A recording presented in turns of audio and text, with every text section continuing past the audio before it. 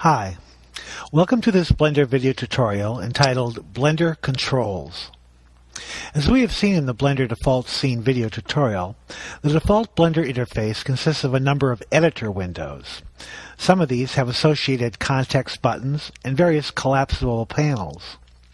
Inside of these panels are a number of Blender controls that execute functions, provide an option, or establish a value. Because they are used so frequently in the modeling, texturing, lighting, and the animation process, it's important, I think, to take a closer look at the various styles of these Blender controls. Blender uses 4 basic types of controls, and you will see examples of them scattered throughout the various editor windows. The first type of control is a button control. Buttons generally provide access to tool functionality.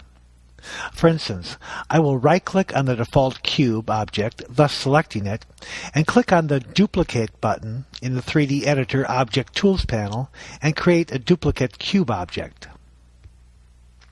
Notice that the Outliner editor automatically notes that this object is named Cube.001. I'll select the Cube.001 object and click on the Delete button and delete it. I'll select the default cube object and click on the Scale button and scale the object. You will discover that most all Blender button controls have associated keyboard shortcuts. It will take some time to learn these shortcuts, but doing so will greatly increase the speed in which you're able to model. If you hover your cursor above any of these Blender button controls, a tooltip message is displayed that gives you a brief description of the control and notes its associated keyboard shortcut. Here Blender notes that the shortcut for the Rotate control is the R key. And here the shortcut for the duplicate object is Shift-D. I urge you to memorize as many of these shortcuts as possible. The second type of Blender control is a checkbox control. Generally, a checkbox control either enables or disables an option. For instance, here I will select the default cube object, and in the Properties Editor display panel, I will check the Name box. This displays the name of the object in the 3D viewport. In the Transform Locks panel, I will checkmark the Y and Z location locks, so now the object can only be moved along the X-axis. Checkmark options remain attached to a specific object until they are removed. The third type of Blender control is a slider control.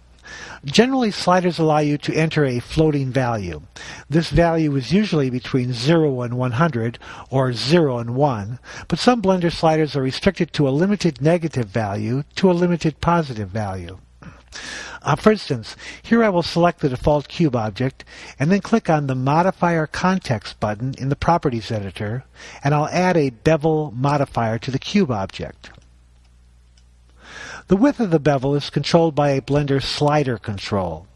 Slider controls have a left and a right arrow that can be clicked to incrementally step up or step down the value.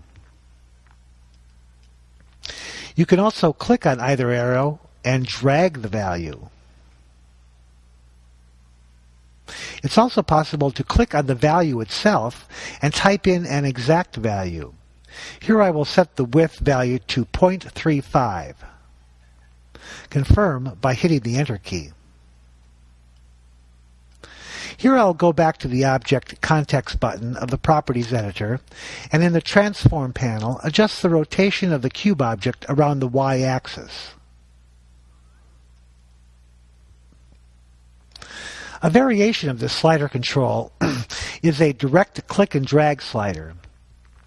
With the cube object still selected, I will click on the Materials button on the Properties Editor and click on the Color box in the Diffuse panel. Here I can click and drag the color sliders and adjust the amount of red, blue, or green diffuse color. The fourth type of Blender control is a Select Menu control. Now generally a Select Menu control allows you to select an option from a list. For instance, with the cube object selected, I will select the Texture Button Context button in the Properties Editor, and under the Type menu control, I'll select Blend. I'll then quickly render the cube by clicking on Render Image.